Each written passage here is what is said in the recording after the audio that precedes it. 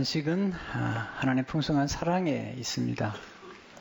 오늘 돌아온 탕자 이야기, 또 잃어버린 양과 잃어버린 동전에 관한 이야기는 예수님께서 죄인들을 사랑하시고 그들을 용납하시고 그들과 함께 식사하는 중에 바리새인들이 저런 죄인들과 함께 식사를 하시다니 라고 정죄와 비판의 눈으로 바라볼 때 예수님이 주신 말씀이죠. 그리고 15장 1절 2절을 보게 되면 모든 세리와 죄인들이 말씀을 들으러 가까이 나오니 바리새인과 서기관들이 수군거리려다 이 사람이 죄인을 영접하고 음식을 같이 먹는다 하더라. 그 당시 세리는 로마에다가 이제 세금을 바치는 건데, 그러니까 로마를 위해서 일하는 거죠. 그런데 세리들이 보통 세금을 받을 때 그냥 있는 그대로 받는 게 아니고 몇 배를 더 이렇게 더해서 받은 다음에 일부를 로마에다 보내고 나머지는 착복을 하는 거죠. 이게 일반화되어 있기 때문에 세리 그러면 좀 보면 매국노 같고 그리고 탐욕스러운 탐욕자 같다고 낙인이 찍힌 거죠. 또 죄인들 그러면 바리새인들이 볼 때나 서기관들이 볼 때는 그 당시에 창기들, 창녀들 이런 사람들에 속할 수 있죠. 그런데 그들과 더불어 예수님이 식사를 하시고 그들과 함께 친교를 나누시는 거죠. 그런데 그걸 비판적인 눈으로 바라보고 있는 바리새인과 서기관들을 향해서 세 가지 비유를 말씀하시죠. 여기서 우리가 하나님을 알아간다고 할 때 하나님의 사랑은 어떤 사랑일까? 첫째로 하나님의 사랑은 잃어버린 죄인을 찾도록 찾으시는 사랑이라는 거죠. 특별히 이번에 이 말씀 묵상하면서 참 굉장히 궁금한 게 있었어요. 왜냐하면 잃어버린 양이 어떻게 스스로가 돌아올 수 없잖아요. 또 잃어버린 드라크마가 스스로가 돌이킬 수 없잖아요. 목자가 잃어버린 양을 찾은 거고 또 여인이 잃어버린 동전을 찾았는데 주님이 그런데 이렇게 말씀하세요. 누가복음 15장 7절에 보면 내가 너에게 이르노니 이와 같이 죄인 한 사람이 회개하면 하늘에서는 회개할 것 없는 의인 99으로 말미암아 기뻐하는 것보다 더하더라. 아니 잃어버린 양이 지금 돌아온 게 아니잖아요. 죄인이 하나님께 돌아온 게 아니라 지금 목자가 이 죄인을 찾았거든요. 하나님의 죄인을 찾은 다음에 그리고 하시는 말씀이 너 회개하고 돌아왔구나. 기뻐하자고 말씀하신다는 거예요. 우리가 하나님 찾은 게 아니에요. 인간은 하나님을 가까이 하려고 하지 않아요. 늘 하나님으로부터 멀어지죠. 우리가 말이 그렇죠. 하나님 꼭 만나고 싶어요. 하지만 정작 우리 내면에는 정말 만날까 걱정이죠.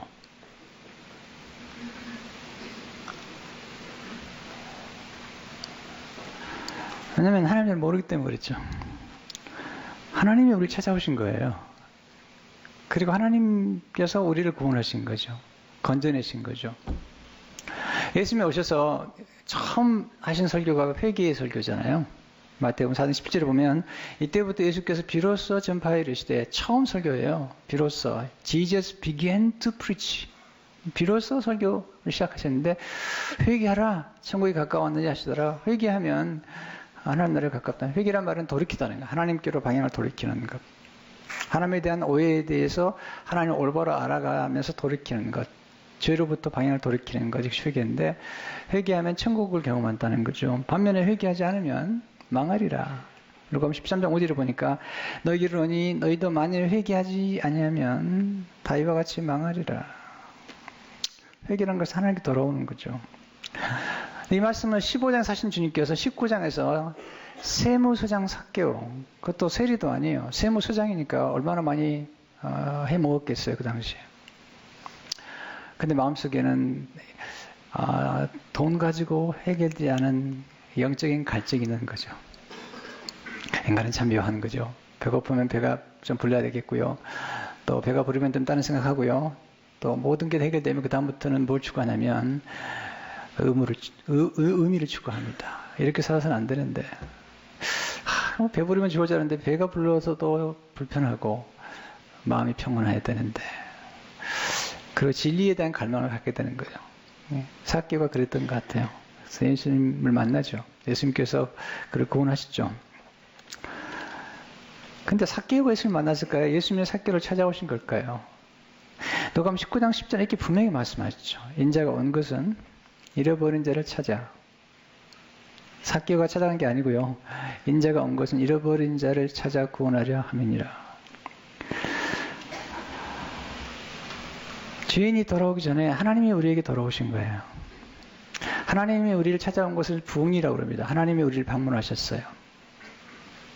그러니까 우리가 회개한 것 같지만 사실은 우리가 회개하기보다도 하나님이 우리를 찾아오셔서 우리를 만나주시고 우리로 하여금 하나님의 품으로 돌아오도록 하나님이 다 주도하신 거죠. 하나님의 은혜죠. 그래서 로마서 5장 8절을 보게 되면 우리가 아직 죄인 되었을 때 우리가 의로운 것도 아니고 경건한 것도 아니고 거룩한 것도 아니고 죄인 되었을 때에 그리스도께서 우리를 위하여 죽으심으로 하나님께서 우리에 대한 자기의 사랑을 확증하셨느니라. 하나님의 의인을 부르는 게 아니라는 거죠. 마태복음 9장 13절을 보니까 너희는 가서 내가 공의를 원하고 제사를 원하지 아니하노라 하신 뜻이 무엇인지 배우라. 나는 의인을 부르러 온 것이 아니요 죄인을 부르러 왔노라 하시니라. 만약에 스스로가 의인이라고 생각하는 사람이 있다면 구원받지 못합니다. 네. 여러분 늘 선행을 많이 베풀어가지고 나 괜찮은 사람이라고 생각한다면 하나님 찾지 않습니다. 스스로가 스스로를 구원한다고 생각하잖아요.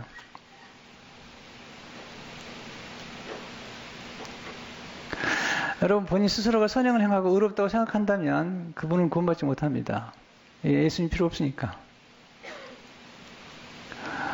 가끔 저분은 법 없이도 산다고 착한 일 많이 하고 여러분 그게 얼마나 하나님의 교만한지 모르죠. 하나님 없어도 산다고 생각하거나 하나님의 도움 없이도 구원받는다고 생각하는 것처럼 큰 죄는 없는 거잖아요. 팀 켈러 목사님의 교수님께서 한번 그런 얘기를 하셨다고 그러잖아요. 스스로 선행을 행한다면서 잘난치 않은 사람들에게 이 저주받을 선행이에요. 이 저주받을 선행이에요. 그 선행 때문에 저주를 받는다는 거예요. 그 선행 때문에 하나님께 나오지 않기 때문에.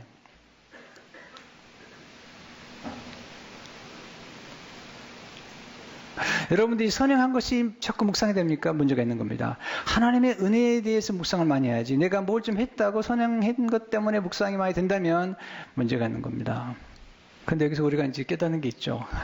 하나님이 얼마나 우리에게 풍성한 사랑을 베푸시는지. 탕자의 얘기는 바로 그런 거죠. 하나님이 얼마나 풍성한 사랑을 베푸는지. 두 번째, 하나님의 사랑은 아낌없이 베풀어주시는 풍성한 사랑이라는 거죠. 사랑하면 아낌없이 베풀잖아요. 근데 여기서 너무 놀라운 사실은 이 탕자가 가서 허랑방탕한 거죠. 모든 걸 다 낭비해버린 거예요. 누가복음 15장 13절에 오게 되면 허랑방탕하여 그 재산을 낭비하더니 그의 모든 재산을 낭비해버렸어요. 그래서 우리는 보통 이 누가복음 15장의 이야기를 돌아온 탕자라고 그러잖아요. 근데 이 놀라운 스토리를 팀 켈러 목사님께서 스토리를 이렇게 얘기하는 중에 책 제목이 너무 놀라워요. 보통 돌아온 탕자라고 그러는데 이 팀 켈러 목사님의 책 제목이 너무 제게 충격적이었어요. 영어로 처음에 봤는데 너무 놀라웠어요. The Prodigal God. Prodigal son이 아니라 Prodigal God. 그러면서 웹스터 사진을 보게 되면 prodigal이라는 뜻은 아낌없이 베풀어주거나 소비하는 것. 탕자가 모든 걸 다 낭비해버렸는데 이 아버지는 이 탕자보다 더 많은 걸 낭비해버리는 거야. 아이들을 사랑하기 위해서. 우리를 사랑하기 위해서 우리가 많은 하나님 주신 모든 축복들을 그렇게 죄를 짓는 데 낭비하고 말잖아요. 근데 하나님은 그렇게 죄를 짓는 우리를 위해서 정말 아낌없이 낭비해버렸다는 거죠. 누구까지? 하나님의 아들, 독생하신 예수 그리스도까지 우리에게 주셨어요. 아들을 아끼지 아니하시고 우리 모든 사람을 위하여 내어주시니까 어찌 그 아들과 함께 우리가 모든 것을 선물로 주시지 않겠느냐고 말씀하시잖아요. 우리가 드린 거나 우리 헌신한 것들을 많이 묵상하는데 거기서 우리의 삶에 결정적인 실수가 있어요. 우리 마음속에 감동이 없는 게 왜 그러냐면 우리는 하나님이 내게 주신 것들을 묵상하기보다도 내가 뭐 한 것 때문에 깊이 묵상하는데 그래서 우리 마음에 감동이 없고요. 와서 일할 때마다 불평이 많고 원망이 많아요. 큰아들처럼 네, 내가 얼마나 바쳤는데, 내가 얼마나 헌신했는데 문제가 있는 거죠. 하나님이 우리에게 베푸신 그 놀라운 사랑과 그 말할 수 없는 헌신을 생각해 본다면, 그렇게 얘기할 수 없는 거죠. 아들과 아버지는 아직 대제적이잖아요. 둘째 아들이 아주 보통 아주 배망덕한 자식이 아니에요. 누가복음 15장 11절 12절 보니까 또 이르시되 어떤 사람에게 두 아들이 있는데 그 둘째가 아버지에게 말하되 아버지 재산 중에서 내게 돌아올 분깃을 내게 주소서 하는지라 아버지가 그 살림을 각각 나눠주었더니, 이게 무슨 얘기냐면요, 아버지 살아계신데 유산 달라는 겁니다. 이런 얘기, 아버지 빨리 죽으세요. 이건 그 당시 중동 문화에서는요 아주 심각한 문제입니다. 중동에서 40년 동안 성경을 가르쳤던 케네트 베일러라는 유명한 교수님이 계신데 지금 얼마 전에 돌아가셨는데요. 이분 책에 보니까 이렇게 기록했어요. 마을 사이에서 그 같은 요청은 오직 하나를 의미하는데 저 작은 아들이 아버지가 못 주고 안달이 났다는 것입니다. 이건 동네 모든 사람이 알게 되는 거예요. 근데 중요한 건 아버지가 그 얘기 듣고 작은 아들 큰 아들에게 유산을 각각 줬다는 거죠. 보통 큰 아들은 2배, 작은 아들은 1배 하나를 주는데 굉장히 큰 재산이죠. 누가복음 15장 12절 보니까 아버지가 살림을 각각 나눠주었더니, 여기서 우리가 뭐 하지고 이해가 필요합니다. 아버지가 각각 나눠줬지만 이건 양도해 주죠. 소유권을 준 거죠. 내 거다. 자, 집이 3채인데 2채를 큰 아들에게 주면서 내 거다. 소유권을 준 거죠. 이름을 양도해 줬어요. 두 번째 아들에게 집 한 채를 가지고 있다면 죽은 거죠. 근데 문제는 뭐냐면, 지금도 그런 경우가 있지만 아들에게 소유권을 양도했지만 아버지가 아직 처분권은 가지고 있는 거예요. 이 처분권은 아버지가 돌아가셔야만이 아들 마음대로 처분할 수 있는 거예요. 그리고 아버지가 살아계신 동안은 비록 그 재산을 양도했다 할지라도 그 토지나 또는 그런 어떤 부동산이 있다면 그것들을 부모가, 아버지가 사용함으로써 생활을 할 수 있는 거예요. 근데 둘째 아들의 문제는 뭐냐면 아버지에게 소유권만 주는 게 아니라 이제 처분권도 달라는 거예요. 아버지 돌아가시기 전에 이미 죽은 것처럼 생각하고, 돌아가신 생각하고 돈 달라는 돈 팔겠다는 거죠. 이거 보세요. 이거 보통 아들이 아닙니다. 근데 허락하죠. 13절의 얘기입니다. 그 며칠이 안 되어 둘째 아들이 재물을 다 모아가지고 먼 나라에 가 거기서 허랑방탕하여 그 재산을 낭비하더니, 이 아들의 환상은 뭐냐면 아버지 품을 떠나면 행복할 줄 알았던 거죠. 근데 그게 아니었어요. 우리가 아버지 품을 떠나면 좀 교회 일 너무 힘드니까 교회 좀 떠나고 네, 그러면 행복할 것 같은데 아니죠. 여러분, 모든 죄와 유혹은요 환상을 줍니다. 그러나 그 환상에 맞부딪혀 보면 그 죄나 유혹의 모든 결과는 비참한 거예요. 잠시 환상을 주죠. 쾌락을 주죠. 그러나 그 결과는 정죄감과 그리고 불안과 두려움과 공포와 그리고 수치심과 열등의식 속에 빠져가는 거예요. 14절의 16절 보니까 다 없애놓고 그 나라에 크게 흉년이 들어 그가 비로소 궁핍한지라 가서 그 나라 백성 중 한 사람에게 붙어 사니 그가 그를 둘러 보내어 돼지를 치게 했는데 그가 돼지 먹는 쥐염 열매로 배를 치고자 하되 주는 적 없는지라. 세상에 그 부유한 집의 아들이 지금 돼지가 먹는 열매를 먹고자 해도 먹을 수 없는 거죠. 여러분 그거 아세요? 돼지랑 살면요 돼지처럼 됩니다. 그리고요 늘 돼지를 보기 때문에 스스로가 돼지라는 정체성을 갖게 됩니다. 이게 슬픈 거죠. 아버지 집에서 아들이었는데 지금 돼지가 돼버린 거예요. 여러분 가장 큰 죄는 뭔지 아세요? 교만입니다. 내가 하나님 자리에 앉아 있는 것, 그리고 하나님 품을 떠나는 것이죠. 살인죄, 간음죄, 탐욕죄, 이것도 다 문제가 되지만 하나님 보실 때 제일 나쁜 게 뭐냐면 하나님 모르는 거예요. 하나님 믿지 않는 거죠. 이사야서는 그러잖아요. 송아지도 서로 알거든. 자기 어미를 알거든. 자식도 부모를 알거든. 하나님을 모르냐는 거예요. 이 모든 만물을 만드신 그 하나님을 모르는 거예요. 하나님을 경외하지 않는다고 말씀하시잖아요. 근데 감사한 건 이 탕자가 다행히도 자기의 진짜 모습을 보게 된 거죠. 누가복음 15장 17절 보니까 얘 스스로 돌이키려되 내 아버지에게는 양식이 풍족한 품꾼이 얼마나 많은가. 나는 여기서 줄여 죽는구나. 이게 대단히 축복이에요. 스스로가 깨닫고 자기 실상을 보는 거죠. 그리고 아버지를 생각하는 거죠.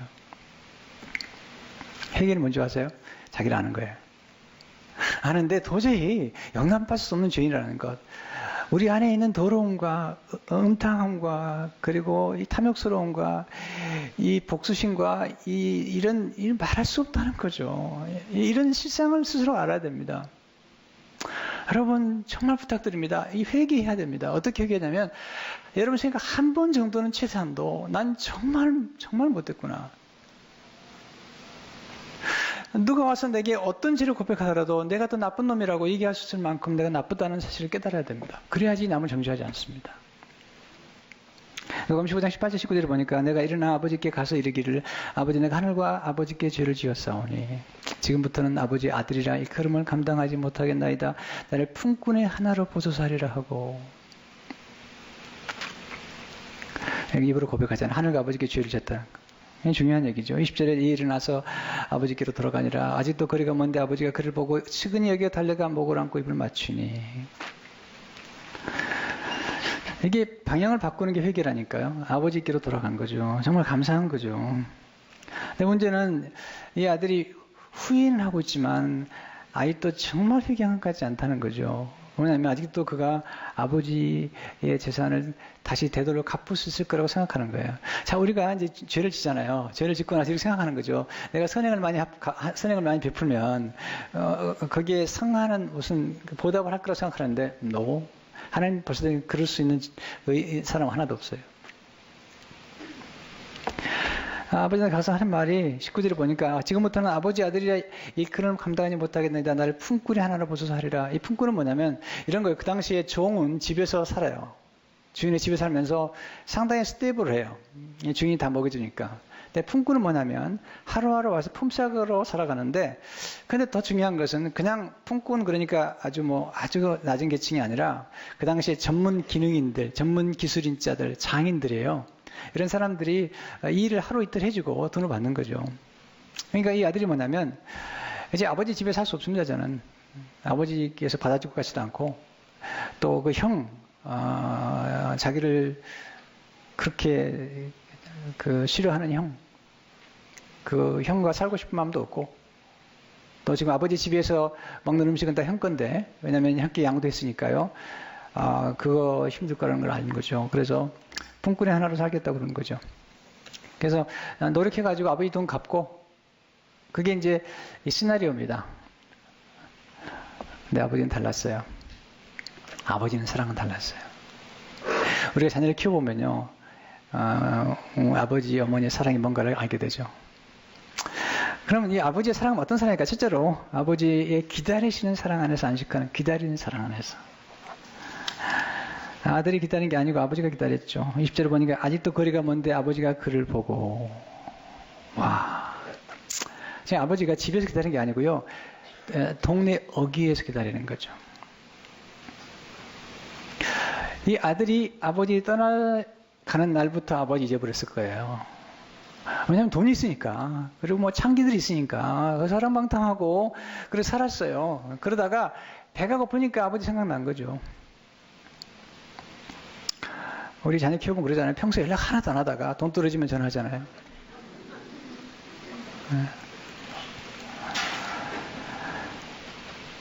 놀라운 사실은 이 아버지가 아들을 사랑했다는 거죠. 여러분, 아버지가 지금 나이가 지긋해요. 그 당시 무슨 안경이 있었던 것도 아니고요. 근데 아들 알아봐요. 왜? 사랑하니까. 사랑하면 시력을 초월합니다. 그리고 오감으로 전전조를 알아보는 거죠. 아들이 집을 나가는 날부터 아버지는 기다리는 거죠. 이게 아버지의 마음이고요. 이게 부모의 마음이죠. 두 번째, 아버지의 보호하시는 사랑 안에서 안식하는 거죠. 보호하는 사랑. 아까 제가 말씀드렸는데요. 이제 동네에서 이렇게 배은망덕한 자식이 나오면 동네 사람들이 다 손가락질합니다. 그리고 집을 떠날 때 손가락질하고요. 그리고 재산을 많이 탕진하고 돌아오면 들어올 때 만만치 않아요. 들어오는 길목에서부터 소문이 나면 누가 왔다 그러면 동네 사람 전체가 나가는 겁니다. 그래서 욕을 하고 손가락질하고 심지어는 돌을 던지고 그렇게 한번 망신을 주는 거죠. 근데 아버지가 그걸 알고 달려간 겁니다. 아들을 보호하려고 달려간 것입니다.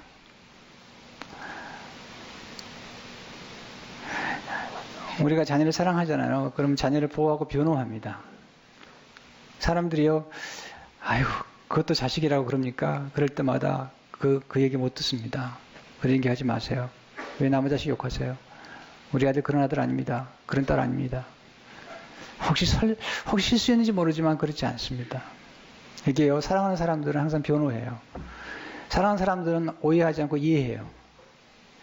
사랑하는 사람들은 보호합니다.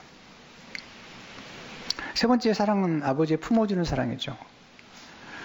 아들을 품어주잖아요. 20절에 참 이게 드라마 같은 장면이 아버지가 그를 보고 치근여겨 달려가 노인된 아버지가 달려가고 있습니다. 컴패션을 가지고 목을 안고 입을 맞추고 있습니다. 참 놀라운 장면이죠. 아버지의 손길이 따뜻합니다. 아버지의 품이 따뜻합니다. 그래서 우리는 접촉하는 사랑의 중요성을 깨닫서 우리는 지금 접촉이 부족한 시대에 살고 있어요. 요즘은 접속은 많아요. 스마트폰에 카톡에 접속은 많은데 접촉이 부족해요. 또 요즘 시대가 하도 어려워가지고 뭐 성희롱, 성폭행 그래가지고 접촉하다가 잘못하면 큰일 나기 때문에 갈수록 접촉이 어려워진 시대에 살고 있어요. 그러나 여러분 그럼에도 불구하고 건강한 접촉이 주는 축복이 얼마나 놀랍다는 사실을 알아야 돼요. 제가 말씀드린 포인트는 뭐냐면 우리 삶 가운데 접촉이라는 게 그리고 건강한 접촉이라는 게 얼마나 중요하고 건강한 접촉이 우리 자녀들과 우리 손주들에게 얼마나 우리 삶을 풍요롭게 하며 우리가 언어의 터치와 그리고 이 육체적인 접촉이 얼마나 우리 삶을 풍요롭게 하는지. 나이가 들어가니까 여자분들이 다들 남자가 돼갖고요. 남편이 좀 손 좀 맞으려면 그냥 여러분 그러지 마세요. 불쌍히 여겨주세요 좀. 네, 손도 좀 잡으면 손도 좀 내어주시고 그래야지. 그냥 주책 맞는다고 그러네. 주책 맞아야죠. 주책이 뭔지 아세요? 주께서 책임지는 게 주책이에요.